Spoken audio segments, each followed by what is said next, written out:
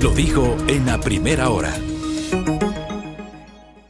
Muy bien, seguimos, 8:09 en la mañana. Visita nuestra mesa de trabajo Elías Tenorio. En su momento fue secretario de las Juventudes, hoy es presidente de la Fundación Ciudadanía Activa. Elías, bienvenido, qué gusto. Hola Fabricio, buenos días a los radioescuchas que también nos ven ahora por Facebook Live. Cómo no, y por YouTube también. Ay, a ver, Elías, el viernes ha quedado en firme una decisión que va a ser acatada por el Consejo Nacional Electoral respecto de la paridad, lo que dice la disposición transitoria tercera del Código de la Democracia. Pero no solamente en el caso de las mujeres, sino también en el caso de los jóvenes. ¿Qué deberían hacer las organizaciones políticas para, cumpliendo la norma, no solamente incorporar mujeres, sino también dar espacio a los jóvenes y que los jóvenes no sean relleno de las listas de asambleístas? Regresar a ver a sus bases jóvenes, porque las organizaciones políticas tienen bases jóvenes. Lamentablemente las organizaciones lo que han estado haciendo es solo buscar la calculadora, sumar votos y buscar actores de afuera que no han pasado el proceso de formación como tal. Es evidente que si hay una persona que ha participado en política, ha estado en procesos políticos como tal, de administración, de gestión pública, pues también puede ser parte de ese grupo de personas que pudiesen disputar una candidatura. Pero digamos un influencer, con todo el respeto, porque me parece que es una actividad importante, no necesariamente cumple con ese perfil de lograr que la participación política se vaya desentando y que los más jóvenes tengan oportunidad. Las organizaciones políticas no están invirtiendo en formación política. Rara o sería... Yo lo que sostengo es que en el Ecuador no tenemos organizaciones políticas, tenemos empresas electorales, o sea, partidos y movimientos que deberían tener formación permanente, capacitación, promoción de cuadros a lo largo del tiempo. Siempre me pregunto qué hacen partidos y movimientos entre elección y elección y solamente se activan como empresas electorales durante cada elección. Mira el reto que tienen ahora, porque nunca se imaginaron que iba a haber un escenario de estas características a pocos meses. El tema es que no tienen tiempo. Así es. O sea, hoy estamos 5 de junio, les queda 5 días para llevar adelante sus ejercicios de democracia interna y seleccionar sus candidatos e integrar sus listas. Me pregunto si en 5 días podrán incorporar mujeres y jóvenes dentro de las listas. O sea, de que van a poder, lo tienen que hacer. Lo tienen que hacer. Pero ¿quiénes estarán integrando esas listas? ¿Tendrán las capacidades para hacerlo, para demostrar, para defender tesis, para discutir los temas que el país necesita? Ese sería el gran tema que habría que ponerlo en la mesa de trabajo. Es evidente que las organizaciones de políticas deben tener este llamado de atención necesario y fundamental, sobre todo para que, ahora sí, el legislativo sí tiene que hacer su tarea, también fiscalizar eso. Decirle al Consejo Nacional Electoral qué organización política tiene procesos de formación como tal. El Instituto de la Democracia del Consejo Nacional Electoral se ha constituido en ese espacio donde los partidos y movimientos políticos les piden, vea, ayúdeme con un programa de formación. Pero se supone que el partido político tiene plata para hacer eso, para desarrollar sus propios programas de formación, y no lo vienen realizando. Entonces creo que la ciudadanía también tiene que ver eso y no ver al partido político como una institución extraterrestre. Ayer observaba una de las tantas entrevistas en los medios de comunicación en la noche que un secretario de un partido político decía: nosotros no tenemos la responsabilidad de la calidad de los ciudadanos como tal, pero sí son la representación de la política ecuatoriana. Entonces creo que es fundamental que los partidos inviertan en esa formación, en el establecimiento de bases democráticas y también un tema y un detalle que me parece fundamental, el perfil ideológico de la organización. La organización se debe al perfil ideológico, se debe a su ideario, no a una persona. Lo que vivimos en varios años es unos cacicazgos políticos que cuando hablábamos de la partidocracia reclamábamos sobre esos cacicazgos políticos y ahora se repiten en muchas de las organizaciones políticas. ¿Por qué razón? Porque no quieren perder el control, evidentemente, y no brindan oportunidad a que otros actores tomen la posta de esas organizaciones políticas. ¿Pero es un problema de la norma o es un problema de los partidos y movimientos? Lo que hemos visto en el Ecuador es que se construye norma y los partidos saben cómo sortear la norma. ¿Cómo va a pasearla? Así es, porque lamentablemente el argot popular dice que echa la ley, echa la trampa. Entonces, es evidente que más allá de la norma tiene que ver la falta de capacidad de entender que las organizaciones políticas tienen que pensar a largo plazo también, pues. Garantizar ese recambio generacional en el partido político como tal, tener escuelas de formación fundamentales para el desarrollo del criterio ideológico y formar en la construcción y ejecución de políticas públicas. Como tú dices, los partidos políticos son empresas electorales, pero no forman gestores, no forman administradores, no forman tomadores de decisiones, que es lo que le hace falta al Ecuador en este momento. Y estas elecciones del 20 de agosto podrían ser una gran oportunidad para comenzar a cambiar esa realidad, Elías. ¿O tendríamos que esperar a 2025? No, yo no creo que hay que esperar al 2025. Porque esta elección, fundamentalmente esta, en donde muchos actores políticos dicen, no me quiero involucrar, o ciudadanos, no me quiero involucrar porque es 1 año y medio. Si dejamos ese espacio libre, las personas que no piensan en el Ecuador, sino que solo piensan en sus intereses, van a tomar ese espacio como tal. Por eso es que debe ser desde esta elección. Más allá de que se considere que es culminación de un proceso, de un periodo de gobierno, más allá de que se considere que es un proceso de transición, es importante involucrarse en las transiciones. Es importante involucrarse en las crisis. ¿Cuál es el significado, la trascendencia desde su punto de vista, Elías Tenorio, de esta transición que se viene? En atención a que sí o sí habrá elecciones y sí o sí tendremos un nuevo gobierno. Luego el presidente Lasso ha decidido no postularse a la reelección. Lasso gobernará el país en el peor de los casos hasta mediados de diciembre, si es que hay segunda vuelta, no más allá del 15 de diciembre, que será sucedido por otro gobierno. Pero ¿cómo vemos esta transición, Elías? Primero, necesaria y fundamental, porque el Ecuador ha vivido una crisis política que no le ha llevado a nada. Evidentemente, la crisis entre el legislativo y el ejecutivo lo que ha provocado es mayor inseguridad. Fíjate, Fabricio, que una crisis política genere mayor inseguridad al ciudadano como tal. Debe ser un llamado de atención a todas las fuerzas políticas, pero sobre todo al gobierno nacional, que no hizo lo que le correspondía como tal, sino que lamentablemente siento que se dedicaron a inventar el agua tibia cuando ya estaba todo escrito, y cuando ya sabían el camino que debían generar y por dónde debían caminar.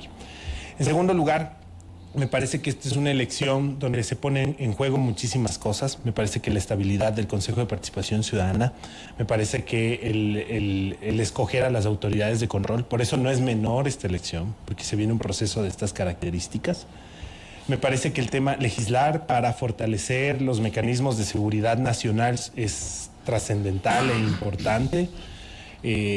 Me parece que hay que repensar el tema del rol del legislativo, porque el legislador tiene que legislar y fiscalizar, pero en ninguna parte dice entorpecer.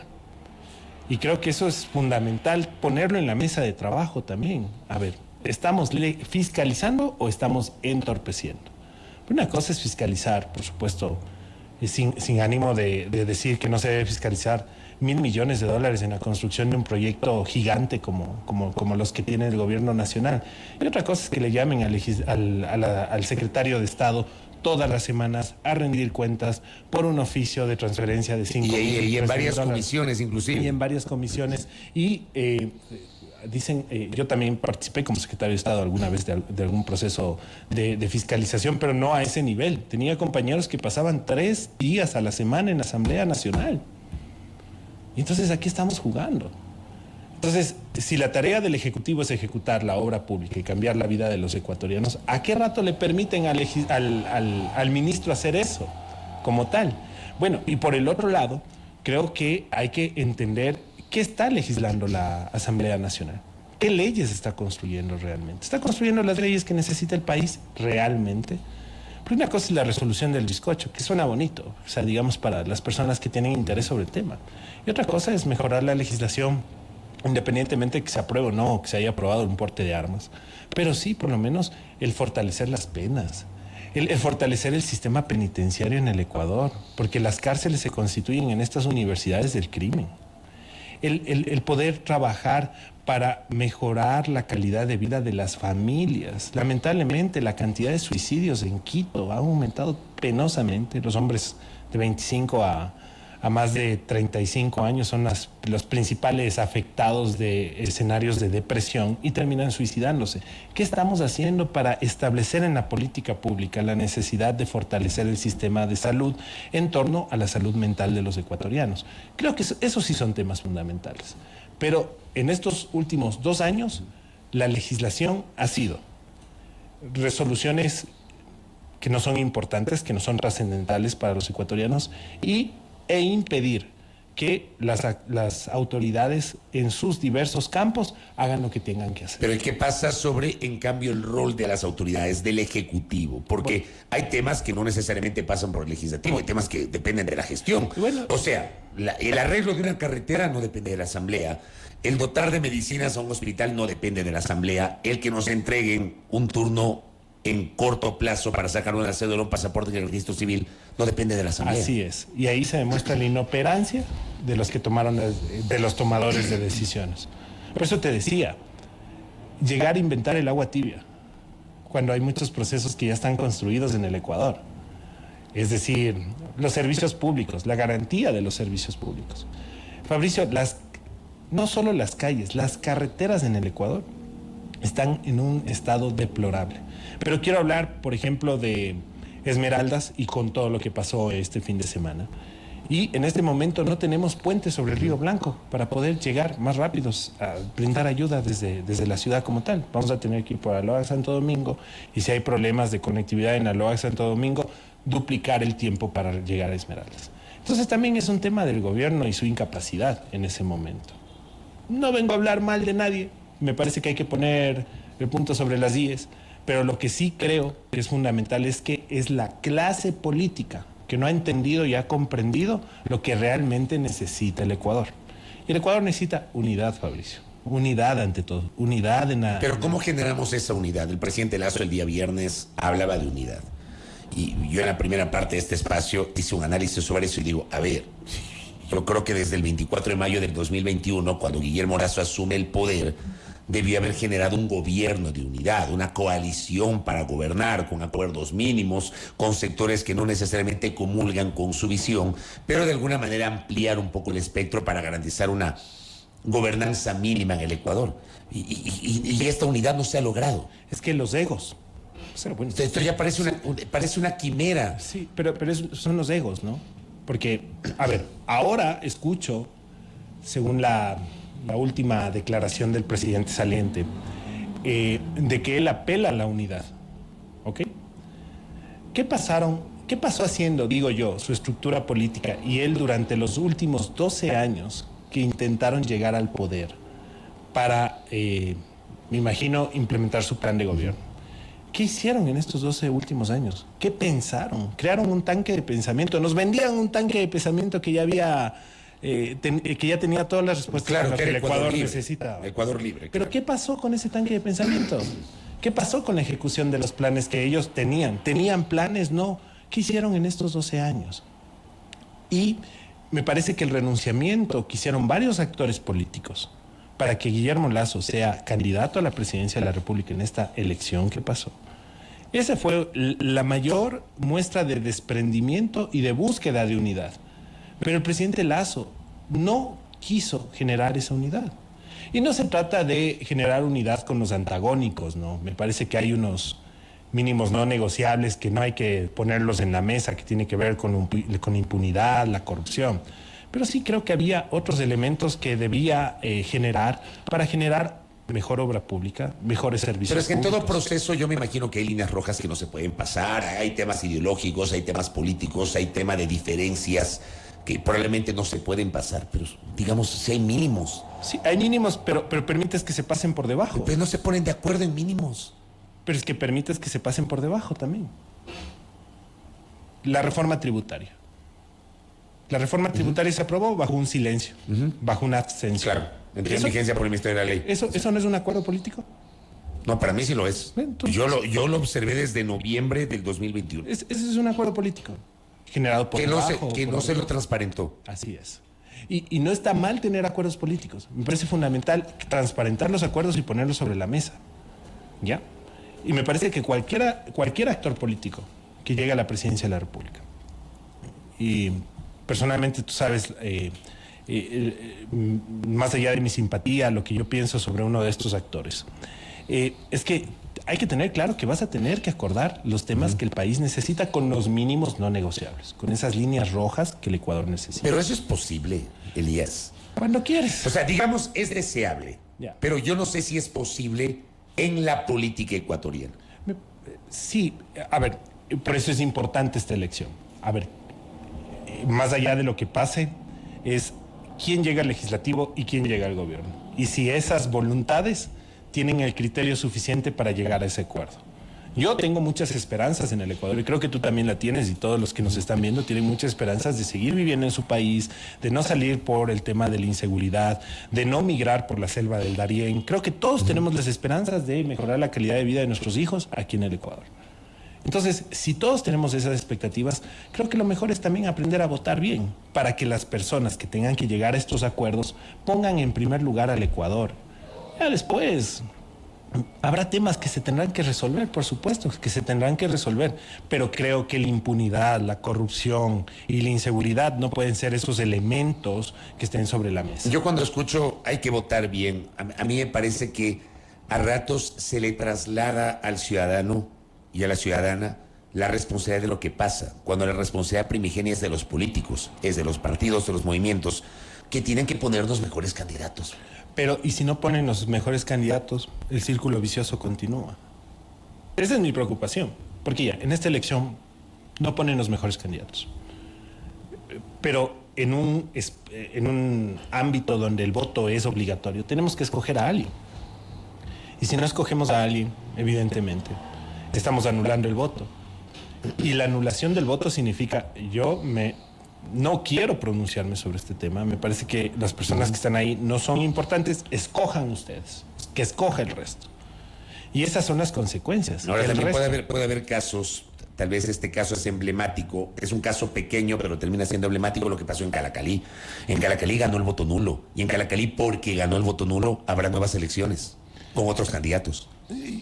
Me parece que es más complicado que pase en el contexto nacional, en una elección nacional presidencial, ¿no? Y creo que es un poco más complicado que un voto nulo gane, porque evidentemente el voto nulo en el histórico siempre ha sido 19, Sí, 15% como tal, y el blanco como tal. Pero lo de Calacalí tiene que ser un ejemplo claro del hartazgo ciudadano. Porque es la junta parroquial, pues. Es tu parroquia, lo que vives ahí. Que es un nivel muy cercano, el nivel más cercano a la comunidad. Significa que el vecino no confía en los otros vecinos para que se hagan cargo de la junta parroquial. Esa es la demostración. Y sí, se traslada a la política nacional, por supuesto se traslada a la política nacional.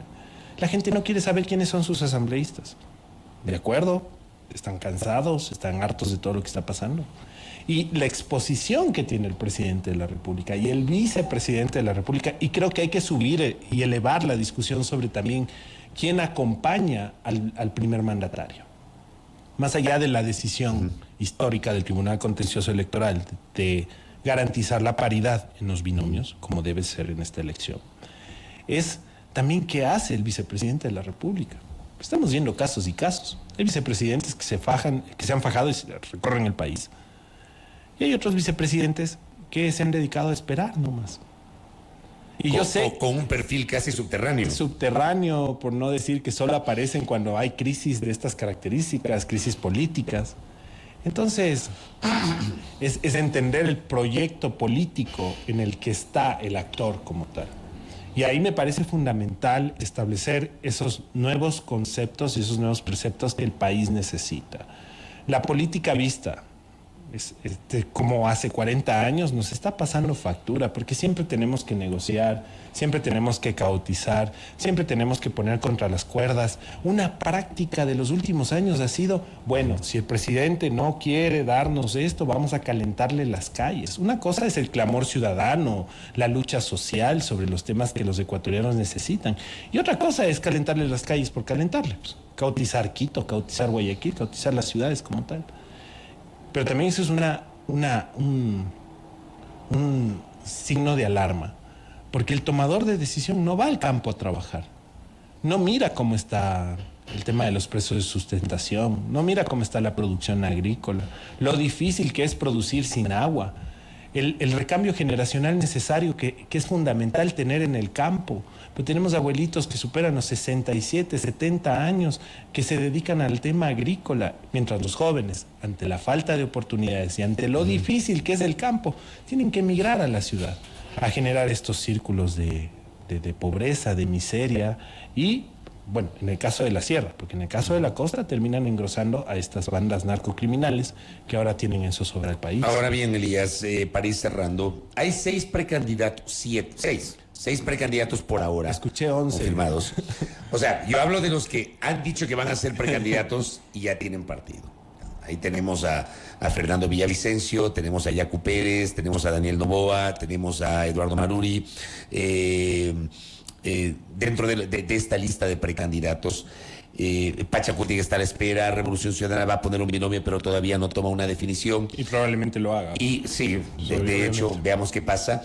Y sobre el caso de Otto Sonnenholzner, yo no le he leído a Otto Sonnenholzner aceptar, dice, ya, voy a ser precandidato, pero ha mandado unos mensajes entre líneas, yo lo mostré el día viernes acá en este espacio, y tiene el apoyo de al menos 3 organizaciones políticas.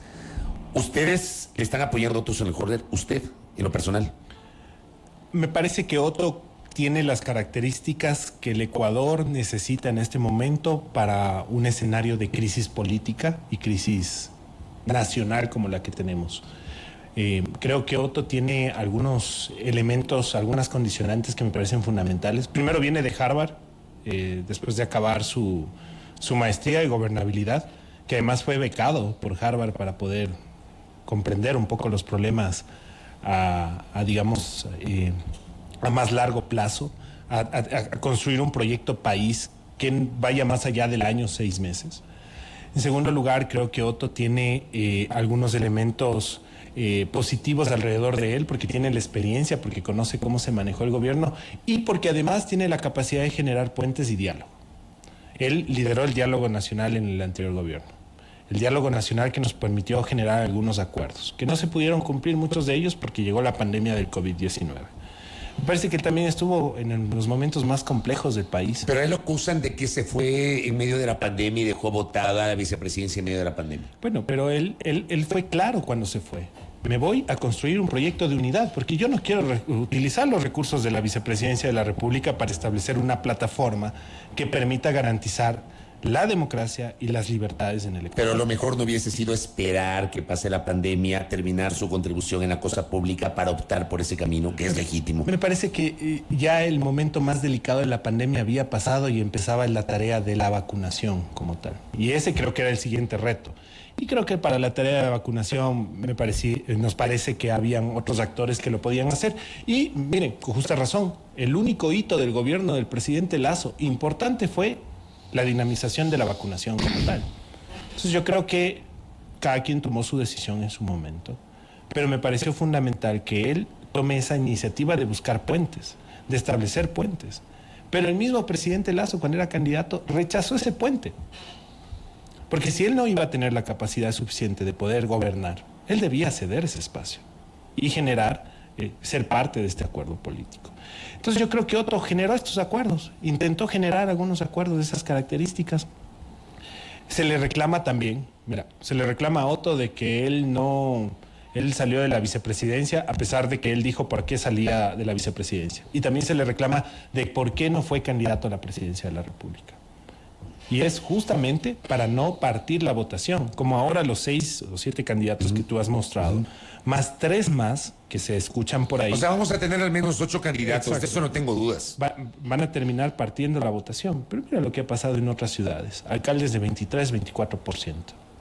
Y las fuerzas, digamos, del centro han dividido ellos mismos la votación. ¿Otto va a ser candidato? Él lo va a anunciar.